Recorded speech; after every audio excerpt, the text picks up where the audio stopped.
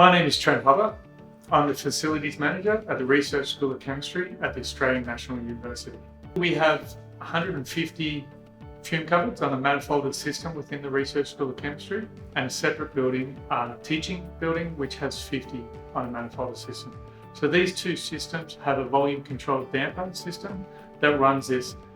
This we found to be problematic because the basic principle of the butterflies were non-responsive, and the controls that come from two different manufacturers of fume cupboards weren't controlling them in an adequate time frame to keep the safety there where we need it. I am Kandasamy Mohan, Senior Mechanical Engineer at Asset Planning and Technical Services. We have more than 200 buildings within Acton campus itself, and several number of laboratories, critical laboratories, which we are maintaining. So several of the fume cupboards have been connected into that manifold via the dampers, and also the makeup areas for each lab is provided by VAV boxes. The issues we had is the poor regulation of airflow rates within the space, and also that the dampers installed are not linear, so their flow rates are not linear. So then the flow, we will have issues with the balance, and also the response time from the sash opening to the response to the makeup air is too long. So it still sometimes takes 2 minutes for that response.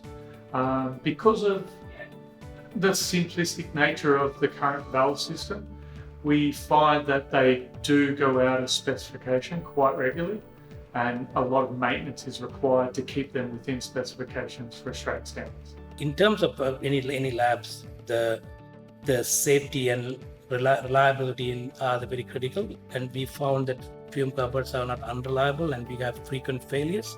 The holistic full big picture BMS control, which we have relied on in the past, has been wrought with some problems, as any big BMS system can be, because they're quite complex in nature.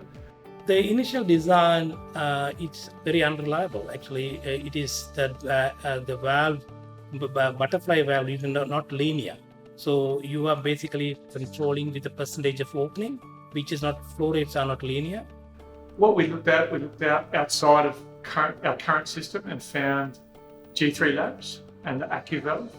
And that excited us because of the response time and the control that we could find within this product. G3labs delivered like a complete solution. They looked at our current problem. They looked at not just the systemic problem with the exhaust side, they also looked at supply as well. So they looked at holistic, and they also looked at programming of the actual cabinet too. Oh look, the G3lab system is far more transparent. It gives us a lot more confidence within our system. We find that the response rates from moving sashes is quite more significantly faster. Because it actually precisely measures the airflow exhausted and also airflow supplied in the space, it gives you a reliability of the system, and also the response time is very within sort of a few seconds, so that response time that then we can maintain a safe environment within the lab. And also we had the issues of having these dampers connected where there's a bend next to that. So because it measures the airflow rate within the space on the Accuvalve, so we give a reliable, it provides a reliable operations. So Accuvalve gives you the precise flow rates in the space and exhaust. So more reliable system we have by having an Accuvalve. The technology, and more than Accuvalve, the technology used in Accuvalve is more reliable. This more simplistic break it down per lab has given us better control on air movement and safety within those labs. Hindsight's a marvelous thing. Sometimes you think you're saving money by buying a product at the start that is cheaper. What we found in the 9 years this building has been running, that the ongoing maintenance and adjustments of the current system has far outweighed the ongoing costs of probably running something along the lines of Accuvalve. So knowing what we know now, the investment would have been far better back in the day when the building was built. Unfortunately now the retrofit does cost a lot more money because we have a lot of infrastructure hanging in this way. I think it's important, the reliability is important. So we are quite happy to pay the right price for the value for money, put it this way. So value for money, if you can get something which is reliable, we are quite happy to pay for the extra money.